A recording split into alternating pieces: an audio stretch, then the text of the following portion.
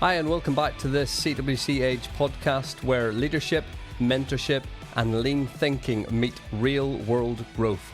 I'm Chris, and whether you're a CEO, a business owner, graduate, or just hungry to grow, this is where you'll find insights that push you forward. Let's dive in. Welcome back to CWC Age podcast. I'm Chris, and today we're diving into something that, honestly, can completely transform your journey from service life or from any other walk of life into civilian and great business success. That something is mentorship. Now you might be thinking, I don't need a mentor.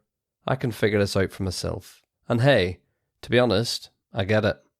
Many of us were taught to tough things out, to figure it out on our own, and to lead from the front. But let me tell you something. Every successful leader you admire, whether it's a general, whether it's a CEO, an athlete, or an entrepreneur, they all have mentors, or they had mentors. They didn't walk the road alone, and neither should you. In today's episode, I'll break down why mentorship is your secret weapon, how to find the right mentor, how to make that relationship work, and what to do if you don't have a mentor yet. Stick with me because by the end of this episode, you'll not only understand the power of mentorship, but you'll have practical steps to bring it into your life right now. So, why does mentorship matter so much? Here's the truth. Mentorship accelerates growth. Plain and simple. A good mentor helps you avoid mistakes, spot opportunities you didn't see, and to even unlock doors that otherwise would stay closed. Imagine having someone a few steps ahead of you saying, watch out for that pitfall, or take that shortcut. Trust me, I've been there. That's what a mentor does. Think about it.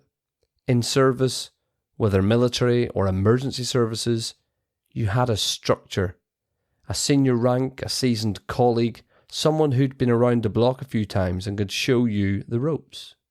In civilian life, unfortunately, that structure doesn't really exist unless you go and build it yourself. And that's where so many people stumble. They leave the service and suddenly they're trying to reinvent that wheel on their own. I'll give you a personal example. When I was moving into the civilian corporate world, I had no idea how to navigate boardrooms and the corporate politics, and at times I learnt the hard way. But I had a mentor who I spoke to outside of the business, and he's been in business for years. He didn't sugarcoat it, but he told me where I was strong, where I was coming across wrong, because I can be very abrupt at times, and where I needed to adapt. It wasn't always easy to hear some negativity about yourself, but it saved me months, probably even years of trial and error. That's the power of mentorship, and we should all have a mentor. So here's something interesting. In service, mentorship is baked into the culture. You've always got someone above you, showing you them ropes, and you're expecting to do the same for those coming up behind you, by yourself becoming a mentor to those mentees. It's natural. It's a part of the rhythm and the heartbeat of service life. But when people leave, that rhythm disappears. And too many veterans and emergency service leavers think, I should be able to do this on myself. Asking for help makes me look weak.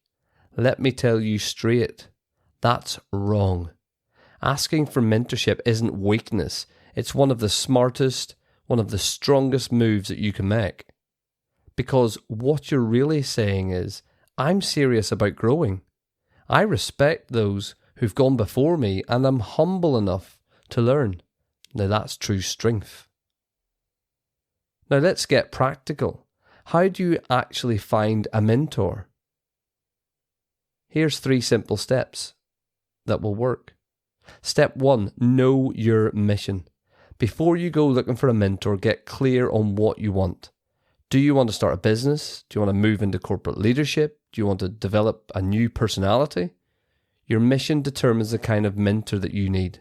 Step 2, Look in your current network. You'd be surprised those mates or those friends or who's already in your circle. Maybe a former colleague who's moved into the civilian world successfully. Maybe a family friend who's a business owner. Don't overcomplicate it. Start with the people you already know. Step 3, ask. And here's the big one. Don't be afraid to ask. You don't have to make it formal. You can simply say, I really respect what you've achieved. Would you be open to a coffee or a call where I can learn from your experience? Most people will feel flattered that you've even asked them. They will want to give back. Now, once you've got a mentor, how do you make it work? A few golden rules that I stand by. Be prepared. Don't just show up and say, so what do you think? Come with questions. Be respectful of their time, as mentors will give this up freely. They're giving you something valuable, and most importantly, take action. Nothing will frustrate a mentor more than giving loads of advice and then watching you do nothing with it. I regularly have check-ins with my mentees to ensure that they're on the right path, or that they're showing progress and applying what we taught. And I've got really good success stories from that. And that's how the relationship grows. So here's a beautiful thing about mentorship. It's not just about you. It creates a ripple effect. I'll tell you a little story. A veteran I worked with was struggling with the transition. He was leaving the Royal Marines after 14 years. He found a mentor in the business community who guided him. They helped him launch a small venture and gave him the confidence to step into leadership. A few years later, guess what? He's now mentoring others who are leaving the services. One person helps one person, and before you know it, an entire community is stronger because of it. You just have to look at LinkedIn to see further examples. That's what I love about mentorship and coaching. It multiplies. You're not just changing your own trajectory. You're setting an example. You're lifting others. You're building a legacy. Now, I know what some of you are thinking. That's great, but I don't have access to a mentor right now. And if that's you, don't worry. There are ways to practice self-mentorship until you connect with the right person. The last thing you want to do is connect with the wrong type of mentor. The first tool is journaling. Treat it like an after-action review, so to speak. At the end of each week, write down what went well that week, what didn't. What lessons did you learn that week? You'll be amazed at how much growth comes from simply reflecting consistently. The second tool is possibly reading some biographies. Pick up some books about leaders, about entrepreneurs, people who've walked the road before you. Their stories become your mentors in print. And the third tool is podcasts, just like this. You're already here, listening to this one. There are so many voices out there sharing lessons you can absorb and apply. Think of it like building a virtual team of mentors around you. So here's your mission for this week. Identify one person in your network who you admire. Just one. Reach out to them. Ask them for a 20-minute phone call or a coffee. Don't overthink it. That single conversation could open up doors you never imagined. And if you can't think of anyone right now, then grab a notebook and start that self-mentorship journal tonight. Let's land this episode. Mentorship is your secret weapon. It shortens the learning curve. It opens doors and gives you the accountability to stay on track. And here's the kicker. One day, you'll become the mentor for someone else. That's the full circle.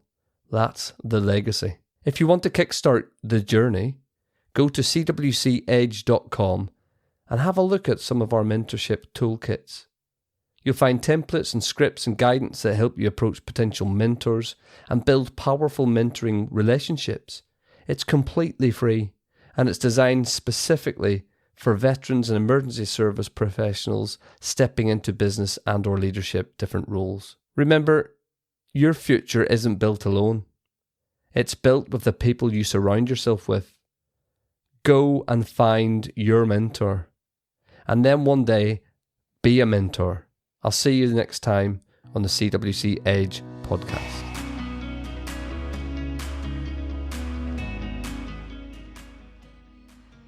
Thanks for joining me on this episode of CWC Edge podcast. I hope today's conversation gave you something valuable to take away and put into action. If you enjoyed this episode, make sure to subscribe so you don't miss what's coming next. You can also connect with me directly at cwcedge.com, where I share more insights, tools, and resources.